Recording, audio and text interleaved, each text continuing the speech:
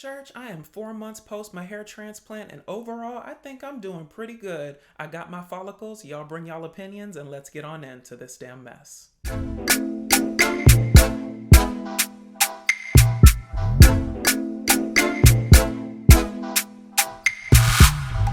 All right, y'all, so let's jump right on in. So I am literally 4 months post-op from my hair transplant. And to think that 4 months ago, I sat down and had the surgery that was basically 5 years in the making is mind-boggling to me. It's like I'm that emoji with like the mind-blown expression. That's literally how I feel most days. So I'm not gonna belabor the point. I'm gonna give y'all what y'all came for because time is money and I know y'all got stuff to do. So as just a reminder, my hair loss is in more of like a triangle pattern. It starts in the center here and it comes out like that. So that's essentially where the grafts were placed, starting at the center and then coming out to fill it in, recreate my hairline and basically fill in the areas that were thinning. So just in terms of the overall look of it, it really looks good, based on where I came from and where I am today.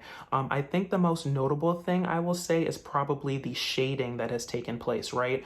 Around the 3 month time frame is kind of when the hairs start to grow. So at 4 months, which is where I am today, it's kind of, I guess a little bit past the initial growth phase, which is why you really see just a lot of shading. If you didn't know any better, you would probably think I just had a low cut haircut.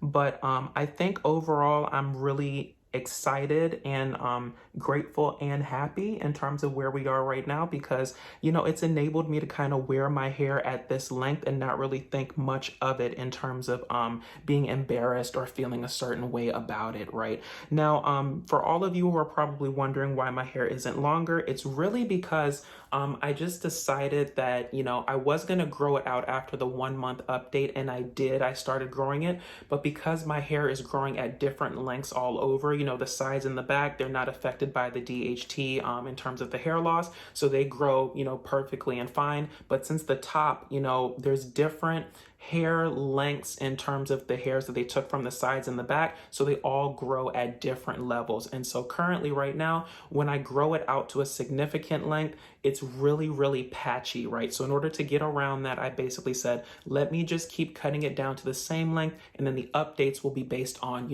how it's growing in. And basically once it starts, growing in completely and you can see it, shaded all one shade all over, then I really know it's the time to grow it out to the maximum, because at that point everything should grow to one length, right? Now I'm gonna put in some B-roll footage just of the sides and the back of my head. I'm on a stool. I'm sitting on a stool right now, and so I figured the easiest way, baby, to let you see the back and the sides was just to sit here and spin around in a circle. Okay, we are very low tech down to the damn dasher, but hopefully that gives you guys what you need to see in terms of the sides and the back. Now, I think from my 1 month update, my major issues were just the hair bumps. Right now, hair bumps happen. It can be a combination of, contact dermatitis. It could be folliculitis.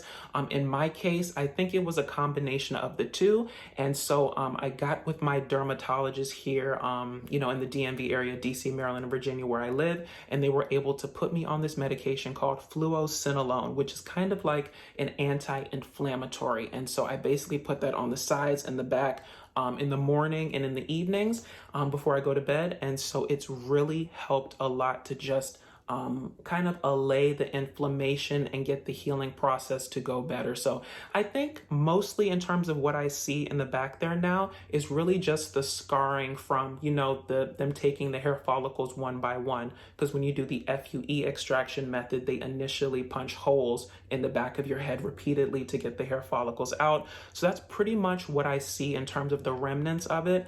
I will note that sometimes the back will get a bit inflamed, and it's really only based on two things. Number one is when I kind of like scrub it vigorously in the shower just to try to loosen up any sort of, errant hairs that may be causing some issues. And also when I do any sort of haircuts, any sort of irritation to the area will kind of make them flare up. I know that they're not really actual bumps because you won't really feel any sort of hair poking through or kind of like a almost like a pustule, really, like if you have like acne on your face, you'll see like little white spots. It won't be like that. It'll just be a raised red bump. And that's when I know, just give it time, put on the fluocinolone, and everything will be fine. So listen, overall, I think I'm really happy in terms of where I am today. You know, as I said, I'm 4 months post-op, so I'm kind of 1 month removed from the initial growing phase to start. So I'm hoping that by the time we get to 6 months, 8 months, 9 months, 12 months,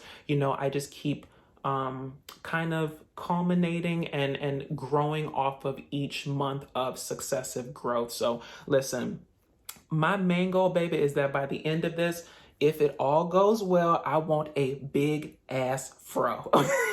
I'm not like I said, when I started the process, all I wanted was like a shortcut Caesar haircut. But I said, listen, it's time to go big or go home. Okay. So listen, if the Lord blesses me with all of this going well in terms of the healing process, the growing in process, I'm going to have a big ass fro by the end of it. Okay. Jesus, listen, we make plans and God laughs, but I really feel that what I live off of most days is faith, right? And what is faith? It's hope in the things unseen, right? I've done, you know, I have the faith, I put in the hope, I put in the money, I put in the time. And so what I'm hoping is that a good result will result from, you know, all of this time and effort that I put in. But at 4 months, I think I'm doing pretty good. So y'all drop down in the comments and let me know what you think.